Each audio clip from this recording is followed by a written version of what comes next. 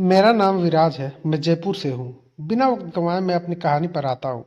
यह बात उस वक्त की है जब मेरी बुआ की लड़की की शादी थी। घर की शादी होने की वजह से मैं अपने पूरे परिवार के साथ 5 दिन पहले ही बुआ के शहर पहुंच गया। वहां पहुंचते ही मैंने देखा कि एकदम चहल पहल वाला माहौल बना हुआ था। अंदर जाकर मैंने बुआ से और अन्य रिश्तेदारों से मिला। फिर मैं तन्नू दीदी से मिला जिनकी शादी थी। तन्नू दीदी बहुत खुश हुई। उन्होंने कहा, वाह विराज, बहुत बड़ा हो गया है तू।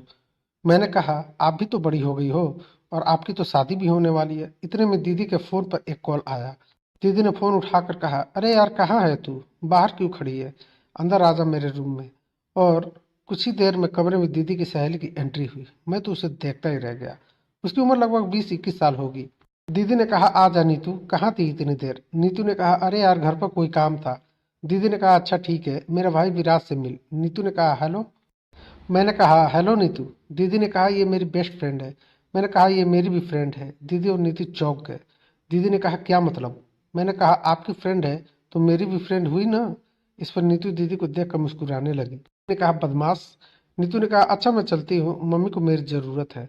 और नीतू अपने घर चली गई। कुछ घंटों में शाम हो गई और डेकोरेशन वाली लाइट जल गई। पूरा घर जगमगा रहा था।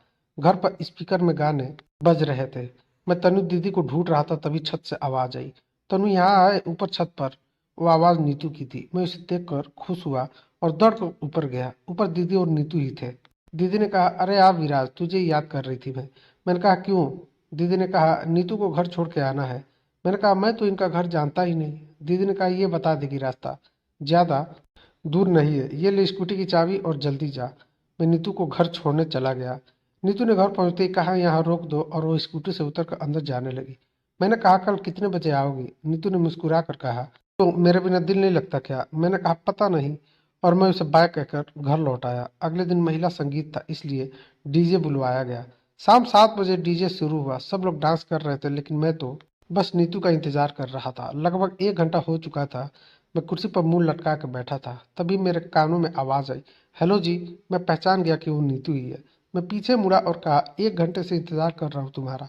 नीतू ने कहा, सॉरी यार, लेट हो गई। मैंने कहा, कोई बात नहीं, चलो डांस करते हैं। नीतू ने कहा, नहीं यार, मुझे शर्म आती है। मैंने कहा, अरे सबके साथ भीड़ में डांस करोगे, मजा आएगा। वो मान गई और हम डांस करने लगे। हम डांस में इतना मस्त हो चुके थे कि हमें दुनिया का कोई ख्याल ही नहीं था। मुझे तो बस नीतू ही नजर आ रही थी। कभी कभी हम डांस के बहाने एक दूसरे को, और नीतू जोर जोर से डांस कर रही थी। मैंने नीतू की, उसने कोई प्रतिक्रिया नहीं दी। मैंने कई बार, हमने थोड़ी देर और डांस किया। फिर नीतू ने कहा कि उसे अब घर जाना होगा क्योंकि रात काफी हो गई है। मैं उदास हो गया। नीतू ने कहा, घर छोड़ के नहीं आओगे? मैंने कहा, हाँ चलो। और हम घर के पीछे बनी पार्किंग में चले गए। मैंने सोचा कि आज मौका है। मैंने नीतू से कहा, Neetu I like you. Neetu मुझे बस देखने लगी। हम दोनों को पता ही नहीं क्या हो गया था।